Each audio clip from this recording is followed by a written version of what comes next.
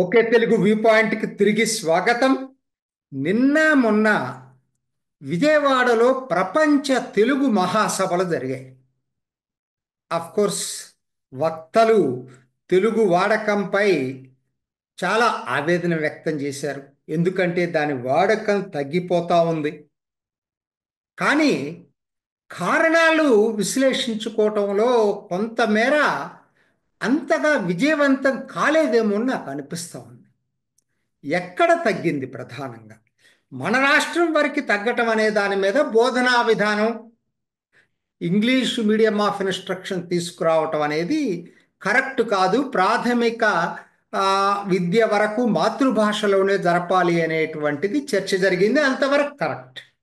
ఎందుకంటే కొత్త నూతన నూతన విద్యా విధానం కూడా కేంద్ర ప్రభుత్వం తీసుకొచ్చినటువంటి నూతన విద్యా విధానం కూడా అదే చెప్తా ఉంది. సో దాని వరకు ఎవరికేమీ ఇదేం లేదు. కానీ తెలుగు తగ్గటానికి వాడకం ఇదే కారణమా? దీని మీద లోతైన విశ్లేషణ చేసినట్టుగా కనపడలా. ఏంటి అంటే తగ్గటానికి ఎన్నో రకాల కారణాలు ఉన్నాయి. అందులో ఒక కారణం నేను చెప్పేది వింటే మీరు ఆశ్చర్యపోతారు. భాషా ప్రయుక్త రాష్ట్రాలే తెలుగు వాడకానికి శాపంగా మారాయి. ఎందుకంటే 1953లో మన ప్రత్యేక ఆంధ్ర ఏర్పడటంతో భాషా ప్రయుక్త రాష్ట్రాలకు అంకురార్పణ జరిగింది. అంతవరకు అందరికి తెలిసిన విషయమే. 1951 జనాభా లెక్కల ప్రకారం చూసుకునేటట్టయితే మరి ఈ తెలుగు తెలుగు వాడుక తెలుగును వాడేవాళ్ళు దేశం మొత్తం మీద 9.24% ఉన్నారు 1951 జనాభా లెక్కల్లో. అంటే మొత్తం దేశంలో రెండో అత్యధిక వాడుక భాష తెలుగుగా ఉండేది. ఇప్పుడు ఎక్కడున్నామండి? 2011 జనాభా లెక్కలు చూస్తే 4వ స్థానానికి పడిపోయాం. రెండో స్థానం నుంచి 6.7% దేశవ్యాప్తంగా తెలుగు వాడుతున్నారు. కారణం ఏంటి? కేవలం మన రాష్ట్రంలో బోధనా పద్ధతులు కాదు కారణం. కారణం ఏంటంటే ఒకనాడు దేశవ్యాప్తంగా ఉన్నటువంటి తెలుగు వాడకం ఇప్పుడు కేవలం ఆంధ్ర తెలంగాణకే పరిమితమైంది. ఇది ఒక ప్రధాన కారణం. ఇది నిజం. గణాంకాలు చెప్తున్నాను, నేను చెప్పే ఇదే కాదు. ఇప్పుడు ఎక్కడెక్కడ ఉంది?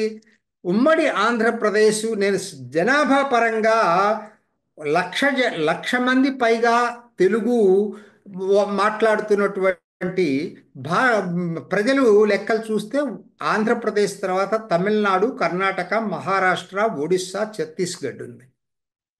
అదే మీరు ఆ రాష్ట్రంలో ఉన్న జనాభా శాతం లెక్కలు చూసుకునేటట్టయితే సరే ఉమ్మడి ఆంధ్రప్రదేశ్, ఆంధ్ర, తెలంగాణ ఉంటాయి. ఎందుకంటే ఉమ్మడి ఆంధ్రప్రదేశ్ ఎందుకు అంటున్నారంటే ఇది అప్పుడు 2011 లెక్కలు కాబట్టి. తర్వాత next union territories Andaman and Nicobar and Puducherry. ఇక్కడ అత్యధికంగా 13.24, 5.96. తర్వాత కర్ణాటక దాదాపు 6%, తమిళనాడు దాదాపు 6%. తర్వాత ఒడిస్సా 1.59%, మహారాష్ట్ర 1.18% అండి. ఇది వాళ్ళు చెప్పింది.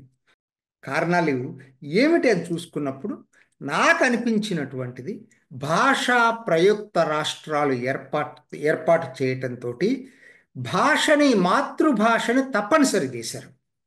కానీ ఇక్కడే కిట్టుకుంది. మాతృభాష అంటే భాషా ప్రయుక్త రాష్ట్రాల్లో ఏదైతే మాతృభాష అంటే కర్ణాటక అంటే కన్నడ, తమిళనాడులో మాతృభాష అంటే తమిళ్, ఇలా ఎప్పుడైతే వర్గీకరించుకుని ఆల్మోస్ట్ బై అండ్ లార్జ్ దాని ఉద్దేశం అది కాకపోయినా జరుగుతుంది, ప్రాక్టికల్గా అదే జరుగుతూ ఉంది. దాంతో ఏమైపోయింది? తమిళనాడులో ఉదాహరణకి తెలుగు మాట్లాడే వాళ్ళు కంపల్సరిగా తమిళే నేర్చుకోవాలి. తెలుగులో ప్రాథమిక విద్య నేర్చుకోవటానికి లేదు. అది ముఖ్యంగా బాగా దెబ్బ తగిలింది తమిళనాడు. ఎందుకు నేను ఈ మాట అనాల్సి వస్తుందంటే తమిళనాడులో దాదాపు 30% మంది అనధికారికంగా తెలుగు మాట్లాడే వాళ్ళు ఉండేవాళ్ళు. ప్రతి కుటుంబంలో ఉండేవాళ్ళండి. ఎక్కడ దాకేందుకు ముఖ్యమంత్రి కరుణానిధి తెలుగు వాడే ఒకనాడు. మీరు ఎక్కడికైనా వెళ్ళండి. మీరు కోయంబత్తూరులో ఆఫ్ కోర్స్ సిటీలో ఉంది కాబట్టి విజిబుల్గా కనపడుతుంది. ఇక్కడ కోయంబత్తూరులో నాయుడూస్ అని పెద్ద సెక్షన్ ఉందని, మధురై చుట్టుపక్కల అక్కడ మొన్న రాధికా శరత్ పోటీ చేసినటువంటి నియోజకవర్గంలో తెలుగు వాళ్ళు గణనీయంగా ఉండేవాళ్ళు మధురై దిగువన.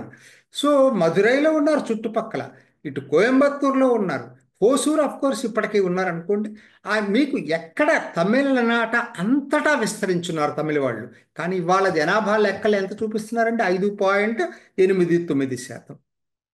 ఏమైపోయారు వీళ్ళందరూ? ఒకటి కారణం ఏంటంటే జనాభా మారిపోలా, అదే జనాభా అదే కుటుంబాలు.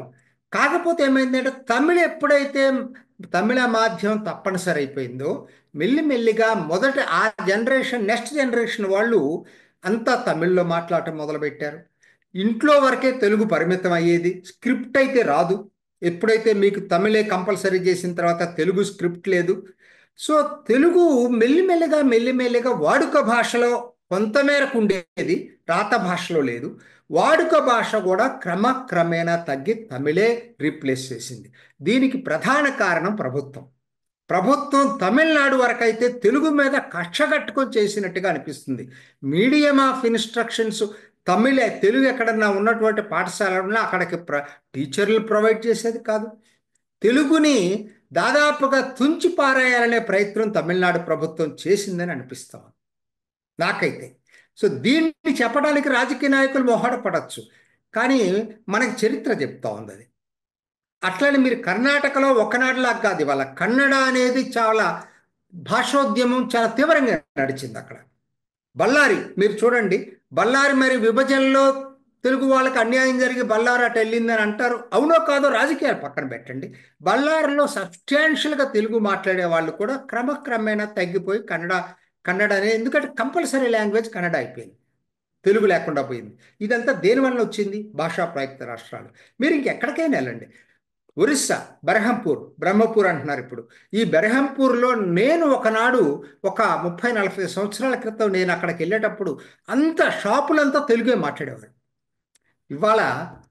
ఇప్పుడు మాట్లాడే వాళ్ళ సంఖ్య బాగా తగ్గిపోయింది గణనీయంగా. పర్లాకీముడి అసలు తెలుగే మొత్తం మెజారిటీ అయినా ఆ 1935 విభజనలో ఒరిస్సాకి వెళ్ళిపోయింది పర్లాకీముడి. ఇట్లా చెప్పుకుంటూ పోతే చాలా ఉన్నాయండి. తమిళనాడు ఎట్లా దెబ్బతగిలింది ఏంటి, ఒరిస్సాలోనే సదరన్ ఒరిస్సా, జైపూర్ లాంటి ప్లేసెస్. ఈ భాషా ప్రయుక్త రాష్ట్రాలతోటి అక్కడున్న రాష్ట్ర ప్రభుత్వాలు భాషా అభిమానం అనండి, కాకపోతే దురభిమానం అనండి, ఏదైనా కానివ్వండి, కంపల్సరీ చేయటంతో మిగతా మాతృభాషలకు అన్యాయం జరిగింది అక్కడ. ఇది మనం చర్చించాల్సిన విషయం. దీన్ని ఎట్లా ఓవర్కమ్ కావాలి? దానివల్లే క్రమక్రమేణా తెలుగు తగ్గిపోయి ఇప్పుడు 4వ వాడుక భాషగా వచ్చింది.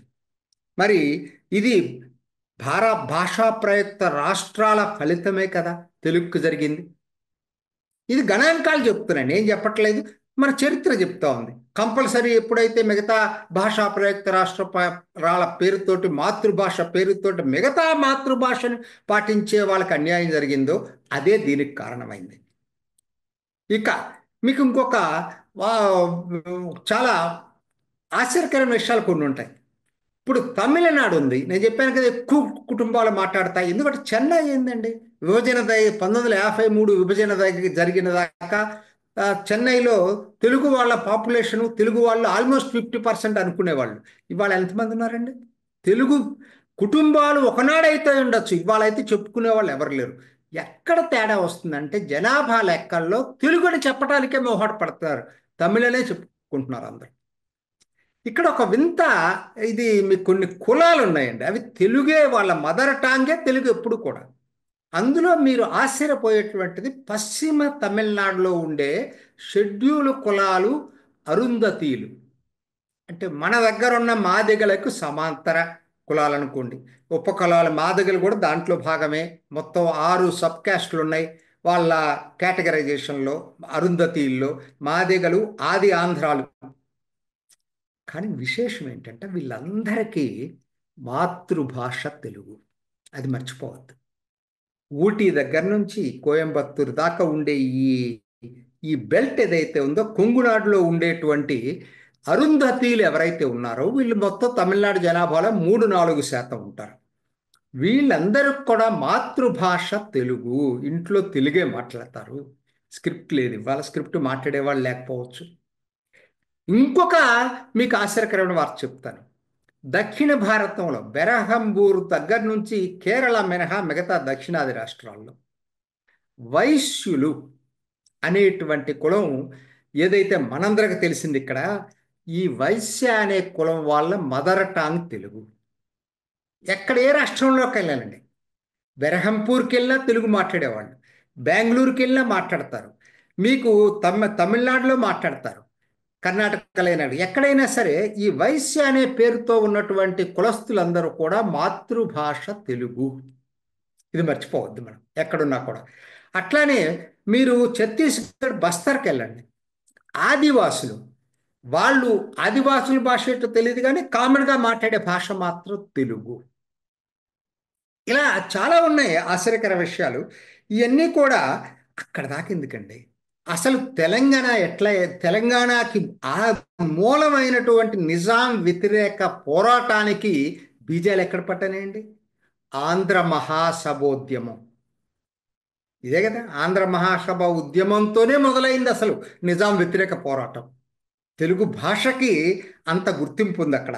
సో మొత్తం మీద ఏంటంటే ఇది తెలుగు రాను రాను రాను రాను తగ్గిపోవటానికి నా పాయింట్ ఏంటంటే భాషా ప్రయుక్త రాష్ట్రాలు భాషని తప్పనిసరి చేయటం అనేది, అక్కడ ఉన్నటువంటి అధికార భాషను తప్పనిసరి చేయటం అనేది ప్రధాన కారణమైంది.